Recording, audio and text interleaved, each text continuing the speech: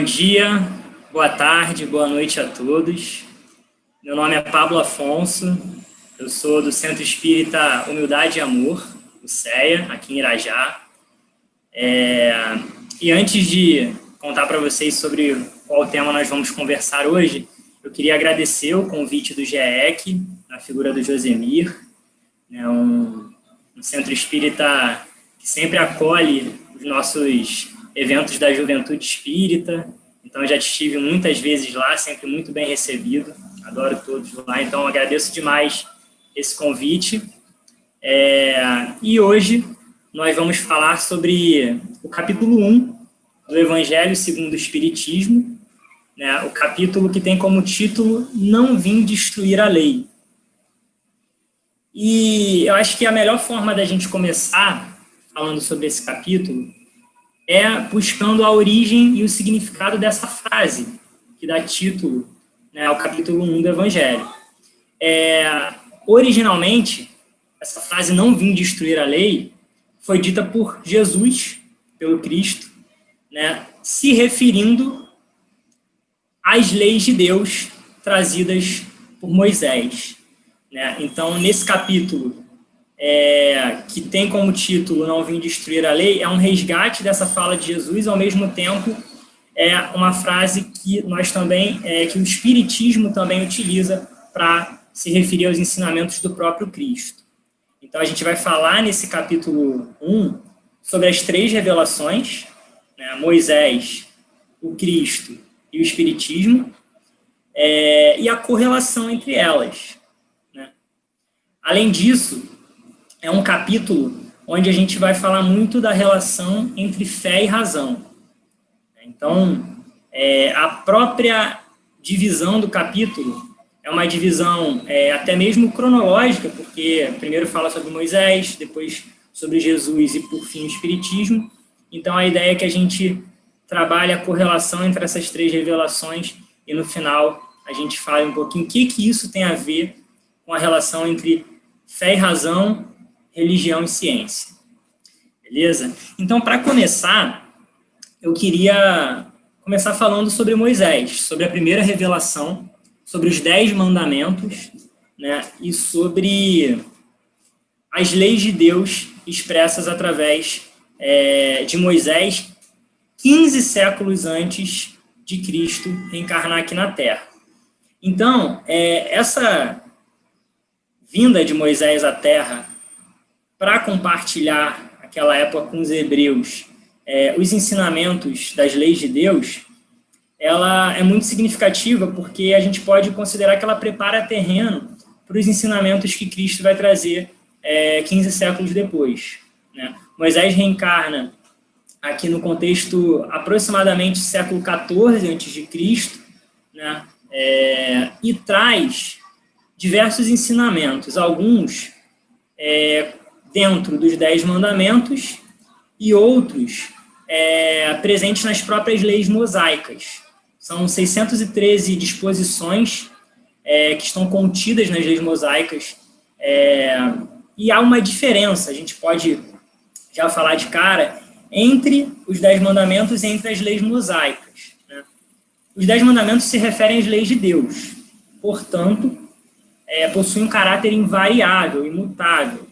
A essência das leis de Deus estão presentes até hoje no que diz os 10 mandamentos. É claro que as palavras contidas nos 10 mandamentos são apropriadas ao contexto em que ele está inserido, mas a essência dessas leis permanece, e é justamente em relação a isso que Jesus está falando 15 séculos depois, que não veio destruir a lei. Ele veio, na verdade, divulgar, cumprir e desenvolver aqueles ensinamentos contidos nos 10 mandamentos. Por outro lado, ainda em Moisés, existem as leis civis, que são as leis mosaicas, aquelas 613 disposições que foram escritas apropriadas aos costumes e ao caráter daquele povo. Né? Então, a gente tem que fazer essa divisão, porque em relação às disposições contidas nas leis mosaicas, uma delas, só para citar um exemplo, a do olho por olho, dente por dente, esse tipo de afirmação que Moisés coloca para o contexto em que ele está inserido, Jesus depois vai trazer uma frase que vai aprimorar muito essa ideia, quando ele fala que se alguém bater em você numa face, que você ofereça também a outra face. Ou seja, as ideias das leis mosaicas, elas são modificadas nos ensinamentos que Jesus traz. A continuidade está nas leis de Deus, naquilo que está nos 10 mandamentos e que é a essência dos ensinamentos que Jesus vai aprimorar depois e trazer. Uma outra ideia interessante da gente falar em relação aos 10 mandamentos é a forma como ele é escrito, né? Com determinados, entre aspas, ordenamentos, como não matarás, o não cometeis adultério, o não roubeis, né? Por que essa figura, a palavra não, está presente na maior parte desses mandamentos? Porque aquela sociedade onde Moisés reencarna era uma sociedade, a nível da evolução espiritual, ainda não tão preparada para os ensinamentos que vêm depois através de Jesus por parábolas, né? Então, não havia uma maturidade naquela sociedade para ensinamentos que não falassem de uma forma mais ordenada, né? Embora, se a gente pega a essência dos 10 mandamentos, tem ensinamentos ali que são imutáveis, que são invariáveis, né? A ideia de não cobiçais, né, a casa do próximo, os bens do próximo, isso a gente sabe que são ideias que são colocadas no contexto daquela época, mas são, de certa forma, temporais, né? E Moisés traz todas essas ideias e, ao longo de 15 séculos, há todo um processo dentro da sociedade, dentro da humanidade, que mudam diversas características dessa sociedade, né? Moisés reencarna no Egito Antigo. Jesus vai reencarnar no contexto do Império Romano. Então, são contextos distintos, né? E aí, quando Jesus reencarna, esse contexto histórico distinto já tem trazido por Jesus diversos ensinamentos com uma linguagem distinta. Então, Jesus reencarna com a missão de cumprir, desenvolver e preservar a lei de Deus, né? E aí, mais uma vez, a gente remete ao título do capítulo: eu não vim destruir a lei, ele veio cumpri-la, desenvolvê-la, e trazendo ensinamentos relacionados ao aspecto moral, que são de uma sensibilidade, de uma simplicidade, ao mesmo tempo de um conteúdo moral e doutrinário incríveis, né? Tanto que Jesus é nosso guia e modelo, né? A frase, talvez a principal delas, dita por Jesus, o amar a Deus acima de todas as coisas e ao próximo como a si mesmo, reverbera como um desses principais ensinamentos, né?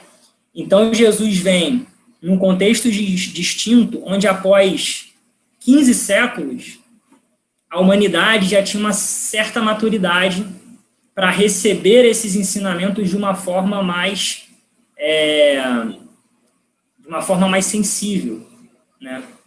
As parábolas, que foi a forma utilizada principalmente por Jesus para compartilhar os seus ensinamentos, elas também têm um caráter atemporal. Tanto é que até hoje a gente faz a leitura dessas parábolas e a gente consegue apreender os ensinamentos que elas trazem, né? É claro, algumas palavras, as palavras não são atemporais, mas a essência do ensinamento, sim, é atemporal, né? Então, a segunda revelação, né, o Cristo, ele vai desenvolver aqueles ensinamentos presentes nos 10 mandamentos, né? Digamos que desmembrar esses ensinamentos em várias parábolas. Jesus, que era uma pessoa vinda de família pobre, né, que vai conviver todo o tempo com as pessoas menos favorecidas daquela sociedade, que hoje nós chamaríamos das minorias, dos excluídos, né? E vai, através dessas parábolas, causar uma grande transformação a curto, a médio e a longo prazo na sociedade, né? A gente pode dizer que Jesus traz, através do amor, uma grande revelação, uma grande revolução, aliás. Uma revolução do amor, através das suas palavras, que impacta de tal forma o contexto em que ele vive, né, que os seus ensinamentos são rapidamente espalhados, não só por todo o Império Romano, mas ao longo de alguns séculos passam a estar presentes em todo o Ocidente, né? E algumas noções que Jesus traz são muito bonitas quando a gente entende, né, a essência dessas palavras, dos ensinamentos. A ideia de que a vida não é a que transcorre na terra, e sim a que é vivida no reino dos céus, né? E aí não só através das palavras, mas através também dos seus atos, né? Jesus vivia de forma simples, mostrando na prática o desprendimento material e toda uma conexão direta com o mundo espiritual. É claro, um espírito, uma evolução muito à frente da sociedade daquela época, e até da nossa sociedade atual, né? Mas ele traz, entre tantos ensinamentos, por exemplo, o ensinamento aos homens da reconciliação com Deus. O que seria essa reconciliação com Deus que Jesus fala tão bem no Evangelho, né? A sociedade, na época de Moisés ainda, tinha uma visão de um Deus punitivo, de um Deus juiz, digamos assim. E Jesus, quando traz através das parábolas as leis de Deus, os ensinamentos morais, ele fala de um Deus de amor, né? Então, essa reconciliação dos homens com Deus está diretamente associada à forma como como Jesus vai compartilhar os ensinamentos de Deus, né? Ou as leis de Deus. Por outro lado, embora Jesus tenha trazido um riquíssimo conhecimento sobre moral, né, sobre caridade, sobre amor, o próprio disse, né, em diversas passagens, que ele não disse tudo, que o foco dos ensinamentos que ele trouxe estiveram no aspecto moral. E aí, em diversas passagens também, Jesus anuncia e fala sobre um tal Consolador prometido. Isso é muito interessante, né? Quem seria esse Consolador prometido que Jesus fala? E aí, 18 séculos depois, né, do nascimento de Jesus, né, entre 18 e 19 séculos depois, vem o Espiritismo, né, num contexto histórico completamente diverso. A gente tem, ao longo de todos esses séculos, entre Kardec, entre o Espiritismo e Jesus, 19 séculos, entre o Espiritismo e Moisés, mais de 30 séculos. Então, olha quanto tempo transcorre para um amadurecimento da sociedade, né, e para o desenvolvimento também de novas ideias, e surgem novas questões também nessa sociedade em que Kardec vai codificar a doutrina através dos ensinamentos e das comunicações dos espíritos, né? Esse contexto do século XIX, na história a gente costuma chamar do século da ciência. Só que esse século da ciência não começou no próprio XIX. E aí eu queria retomar só um pouquinho alguns séculos, voltar lá no século XV, século XVI, quando está ocorrendo o desenvolvimento do Renascimento. O período renascentista é um momento onde diversos intelectuais vão resgatar as ideias dos filósofos gregos, Aristóteles, Platão, Sócrates, entre outros, e vão desenvolver essas ideias, essas questões filosóficas em pesquisas para um melhor conhecimento sobre a natureza, sobre o mundo em que viviam e sobre a relação dos homens com esse mundo que viviam.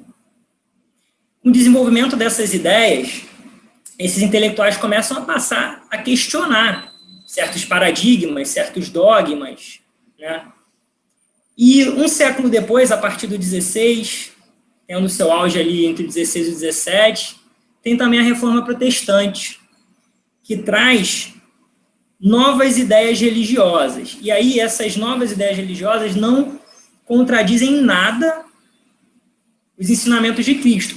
Pelo contrário, elas buscam reforçar os ensinamentos de Cristo, mas elas começam também a questionar certos dogmas da Igreja Católica. Enfim, é uma sociedade que está tendo a imersão, a chegada de muitas novas ideias em determinado momento, e isso não por culpa das ideias, mas os próprios homens. Essas ideias, esses homens vão começar a entrar num certo atrito, num certo conflito. A partir do século XVII, chega ainda o início da Revolução Científica. E aí a razão e a fé vão começar a ter uma relação de aproximação. Só que em virtude da interpretação dos homens daquela época, essa aproximação vai gerar mais um atrito do que uma união entre os séculos XVII, XVIII, principalmente. Então, é um momento da história onde a gente tem muitas guerras religiosas, onde a gente tem uma forte perseguição em determinados intelectuais que desenvolviam novas teorias científicas, Galileu Galilei, Giordano Bruno, uma galera aí. Então, é um período de certas tensões. Mas por que eu fiz essa retrospectiva histórica? Para dizer que no século XIX, quando Kardec está encarnado e quando ele aceita a missão de começar a pesquisar e a tentar entender melhor sobre aqueles fenômenos mediúnicos, Kardec está encarnado num contexto onde ciência e religião ainda estão vivendo um certo atrito. Então, Kardec, ele, além da missão de codificar a doutrina, que já era uma baita missão, Kardec, ele também começa a ter a missão de mostrar para o mundo, através das obras codificadas na doutrina espírita, que ciência e religião, na verdade, podem andar unidas e devem andar unidas, e não serem vistas como inimigas. E aí Kardec vem trazer a ideia de que o Espiritismo uma ciência nova que vem revelar aos homens, por meio de provas, então, de método de pesquisa, de ciência, a existência e a natureza do mundo espiritual e as suas relações com o mundo corpóreo. Então, estudos que já haviam sendo desenvolvidos sobre a própria natureza, a relação do homem com a natureza, Kardec agora traz digamos assim, a novidade do estudo sobre a natureza do mundo espiritual e a relação que o homem e que o mundo material tem com esse mundo espiritual. São planos distintos, mas são interconectados, o mundo material e o mundo espiritual, diretamente interconectados. Então, Kardec aliás, na verdade, os espíritos, com o intermédio de Kardec, vem trazer a noção de uma nova doutrina, a doutrina espírita, com uma ideia de ciência, filosofia e religião. Então, esse tríplice aspecto que a gente fala que a doutrina tem, é porque, além de preservar todos os ensinamentos morais que começaram com Moisés e que Jesus manteve, desenvolveu e cumpriu, que são ensinamentos da lei de Deus, o Espiritismo ele traz a novidade da relação entre o mundo espiritual e o mundo material, da explicação daquele mundo espiritual que durante muito tempo foi visto como sobrenatural. E aí, Jesus falava no Consolador Prometido, por que a gente tem essa ideia, de que o Espiritismo é essa terceira revelação? Porque, por um lado, assim como Jesus não foi destruir a lei quando reencarnou, ele foi preservar a lei de Deus, o Espiritismo também vem para preservar a lei de Deus. Então, esse título do capítulo 1, ele tem uma dupla relação que a gente pode fazer com a própria fala de Jesus e com a própria proposta do Espiritismo, que é a manutenção da lei de Deus, trazendo agora, para conversar com a religião, a filosofia e a ciência. E aí, vamos pegar as 5 principais obras da codificação espírita. o que é o Livro dos Espíritos, se não uma obra repleta de questões filosóficas? Né? A forma como as perguntas são formuladas, como os questionamentos são colocados, né? Como a própria conexão entre os capítulos é feita. Né? O que é a Gênese, se não uma grande obra científica, que fala sobre a origem do mundo, que fala sobre o desenvolvimento da humanidade e sobre as questões da natureza e da relação entre os homens e a natureza. O que é o Livro dos Médiuns, senão uma grande elaboração com um método científico acerca das comunicações, da mediunidade, né? Céu e Inferno também, o Evangelho segundo o Espiritismo, a essência dos ensinamentos morais de Jesus, né? O aspecto religioso. Então, esse tríplice aspecto está presente, né? O Espiritismo, então, é a terceira revelação, e mais do que isso, é uma obra coletiva, com comunicações ditadas por diversos espíritos superiores, e Kardec sendo o principal intermediário, mas outros intermediários, diversos médiuns, né? Trazendo esses ensinamentos dos espíritos, né? Por isso, o Espiritismo é uma obra do Cristo, pois vem cumprir justamente o que o próprio Cristo anunciou, né? A vinda do Consolador prometido. Então, e aí essa já é uma interpretação nisso, não está no livro de Kardec, mas para mim é uma ideia muito clara nessas três revelações, primeiro de processo, da gente entender que ao longo de mais de 30 séculos, essas três revelações, elas mostram um processo de transformação, amadurecimento da sociedade. E aí entra a ideia de progresso. A gente enxerga claramente um progresso entre a sociedade ao qual reencarna Moisés, depois a sociedade ao qual encarna Jesus e a nossa sociedade hoje, né? E uma ideia de continuidade. Essa ideia de continuidade é até uma ideia que o palestrante espírita, agora me fugiu o nome, mas eu vou lembrar o nome dele para dar o crédito, que ele que fala dessa ideia de continuidade, né?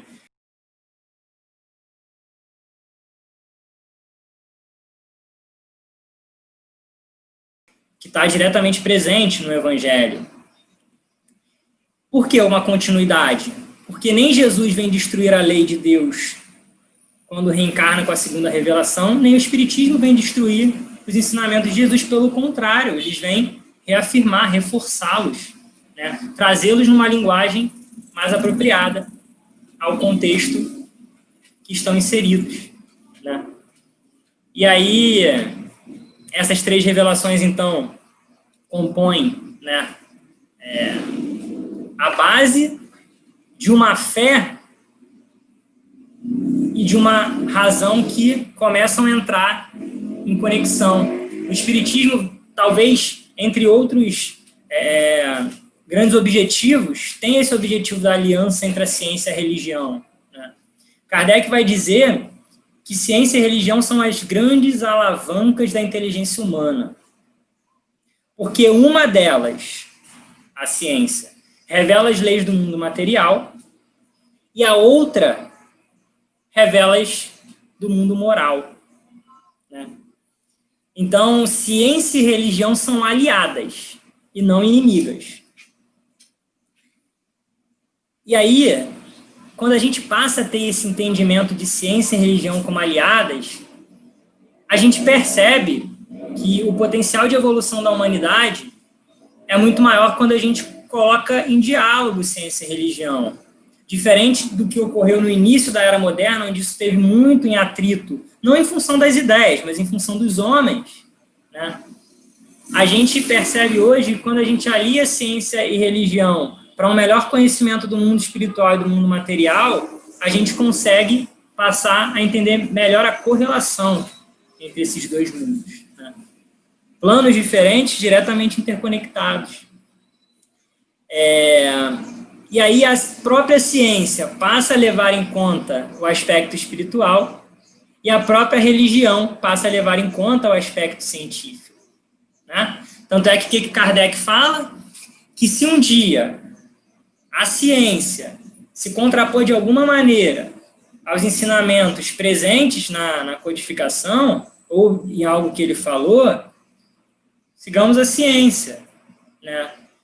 Agora, é claro, Kardec está falando da ciência como conhecimento coletivo, né? Porque é óbvio, assim como existem falsos profetas, né, no aspecto religioso, existem também, entre aspas, tá, muitas aspas, falsos cientistas, ou seja, cientistas que propagam ideias que não se confirmam. Então, Kardec está falando da ciência como a coletividade, né, desses conhecimentos, né? Então, durante muitos anos, ao longo da Era Moderna, se buscou dividir ciência da religião. Mas, a partir da Idade Contemporânea, isso é algo até que tem, né, há poucos anos, podemos dizer assim, que vem aos poucos se modificando, né? Aos poucos, a percepção de que ambas podem andar lado a lado.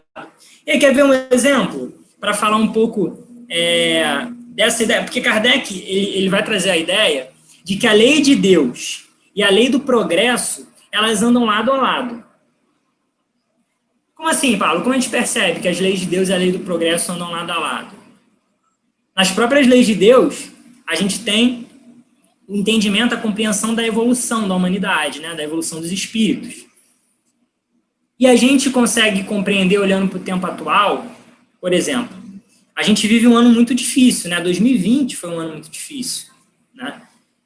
A gente enfrenta uma pandemia que a humanidade não vivia há pelo menos um século, né? A última pandemia vivida foi a da gripe espanhola, um pouco mais de 100 anos.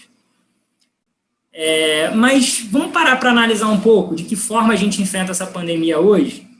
A gente tem pouco mais de um ano da descoberta do vírus e a gente já tem diversos países iniciando um processo de vacinação. Olha que interessante aí, a ideia de progresso que nós já tivemos dentro de um século em relação ao enfrentamento de uma questão parecida do início do século, né?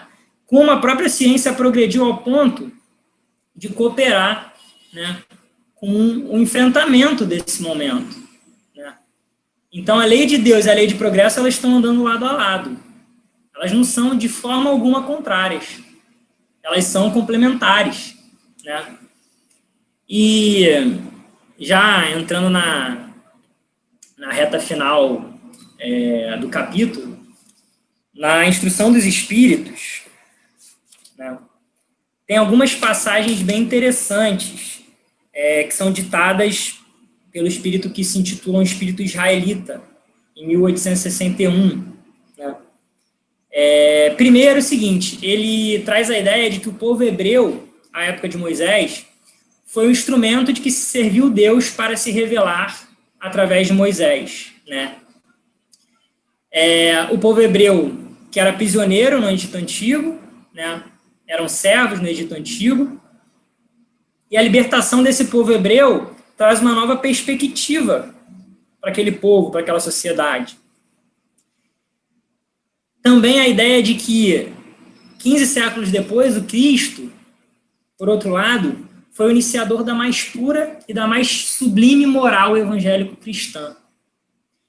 Então, o que o Cristo traz, através das parábolas, nos seus ensinamentos, é o que a gente tem da essência de digamos assim, de um caminho moral a ser seguido.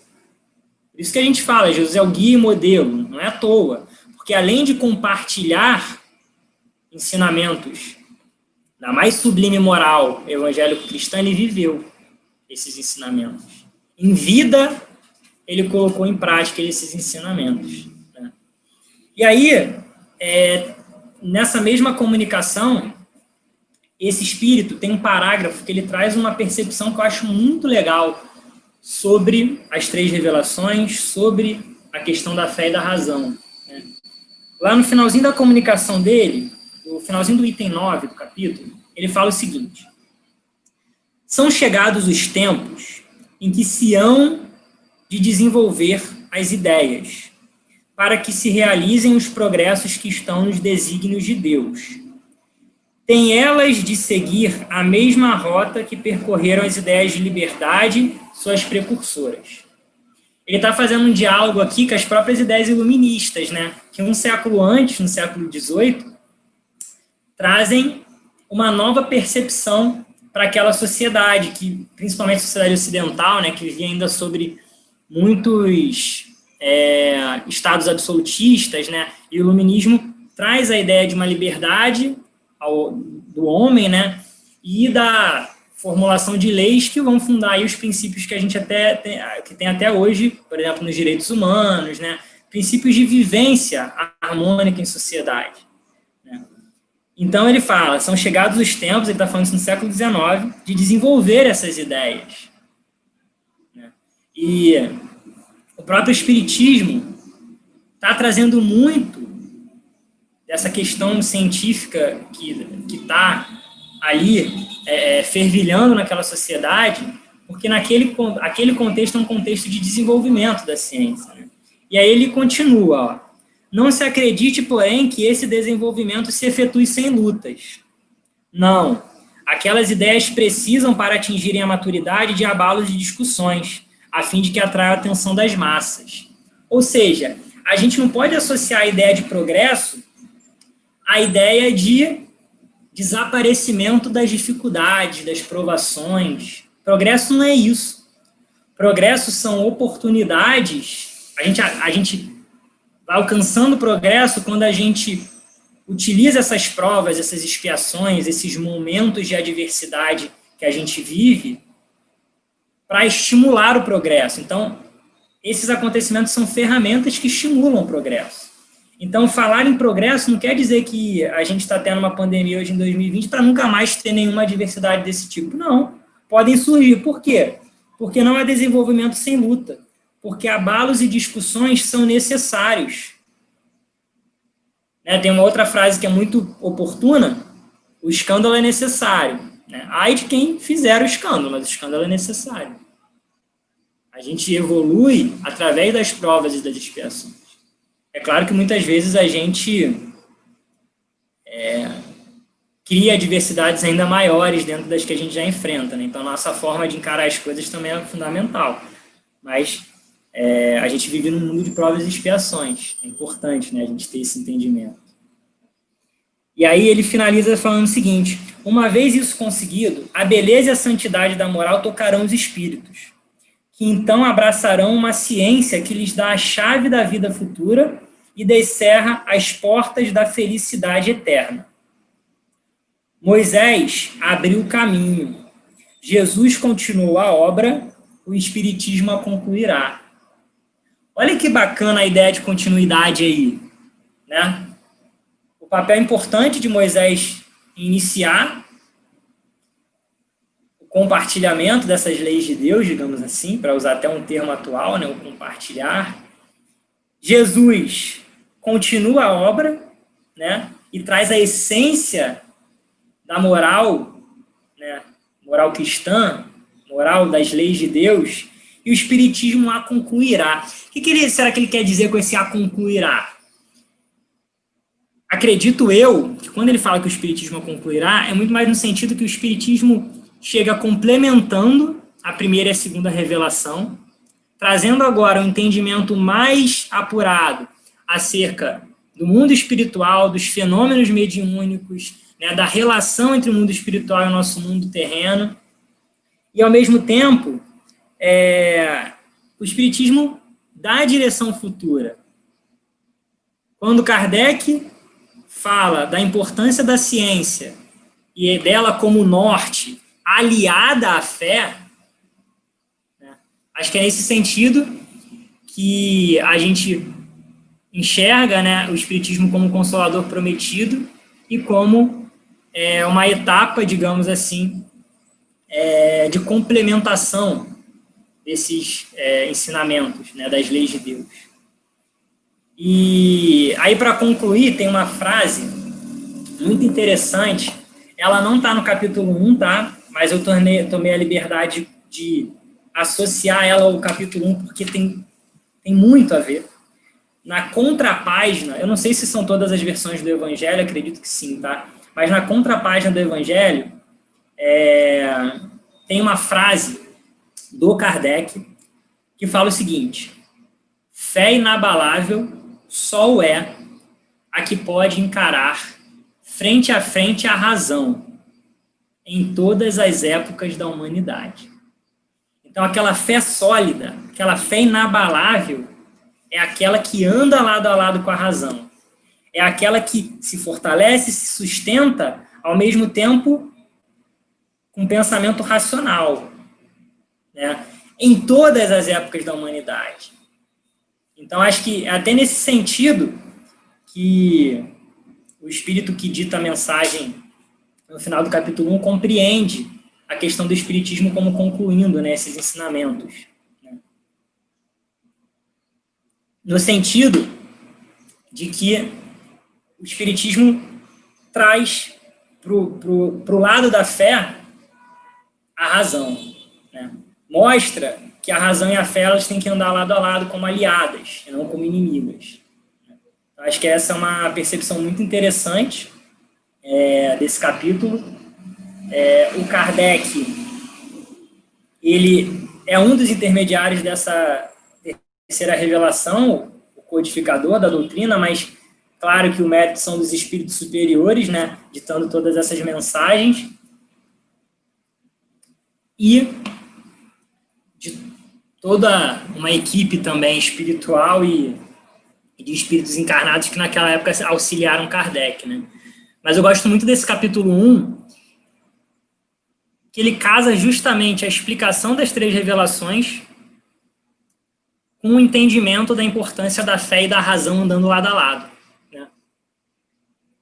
E eu acho que ele é muito oportuno para o momento que a gente vive também, né? Um contexto onde a gente... Perdão. Um contexto em que a gente tem, em certos momentos, o questionamento, né? A ciência, a razão. O espiritismo é uma grande ferramenta para a compreensão, né, dessa relação e da importância de ter fé e razão andando lado a lado, né? Então, acho que a mensagem é essa. Eu vou colocar para vocês o vídeo de uma música do Renato Pavani, um cantor espírita. Inclusive, eu vou indicar essa música, mas quem quiser depois pesquisar pelo disco todo dele, se eu não me engano, o nome do disco é Agora é Tempo, o nome da música é A Fé, né? E, inclusive, essa frase do Kardec, da fé inabalável, contém essa frase na música, né? É uma música muito bonita que fala justamente sobre a relação entre a fé e a razão. Então, eu vou colocar para vocês a música e depois a gente encerra com uma prece, um agradecimento, né? Então, espero que vocês tenham gostado e agradeço demais, mais uma vez, o convite do GEC.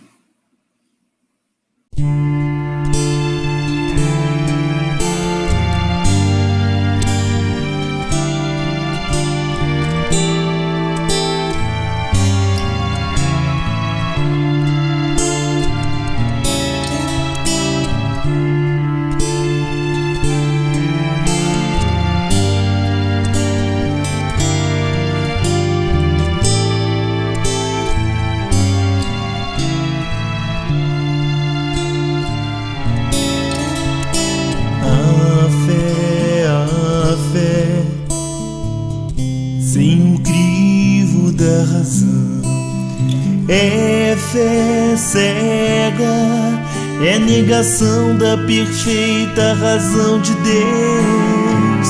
E Deus que é amor com potencial nos criou então, para que diante da dor não duvidássemos de nós mesmos,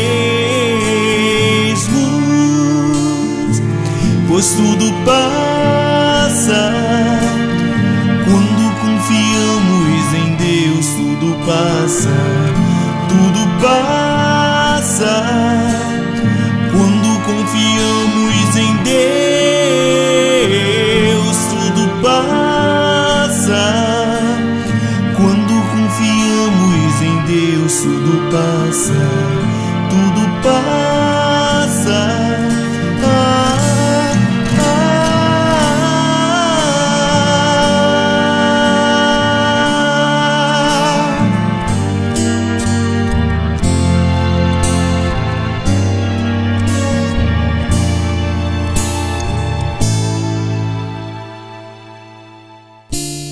Fé que não obra no campo da vida é como figueira seca, sem frutos render. A fé produtiva não é utopia, sofismo, verniz na superfície do ser. Ela desperta instintos nobres que o homem precisa para o bem conhecer. Ela é paciente, pois sabe que a alma não finda com a morte, prossegue a crescer, prossegue a crescer, amadurecer, até entender que a fé, sem o crivo da razão, é fé cega, é a negação da perfeita razão de Deus. E Deus que é amor com potencial nos criou então, para que diante da dor não duvidássemos de nós mesmos, pois tudo passa. Quando confiamos em Deus, tudo passa, tudo passa. Quando confiamos em Deus, tudo passa. Quando confiamos em Deus, tudo passa, tudo passa.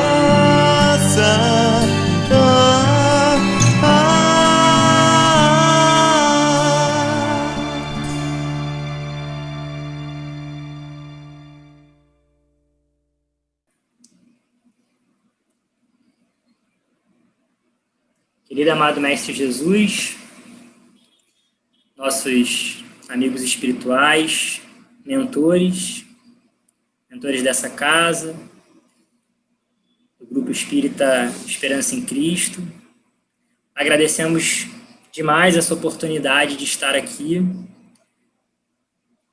conversando sobre a doutrina, conversando sobre Jesus, falando de ensinamentos que a doutrina e o Cristo nos trouxeram e que são tão oportunos no momento em que vivemos.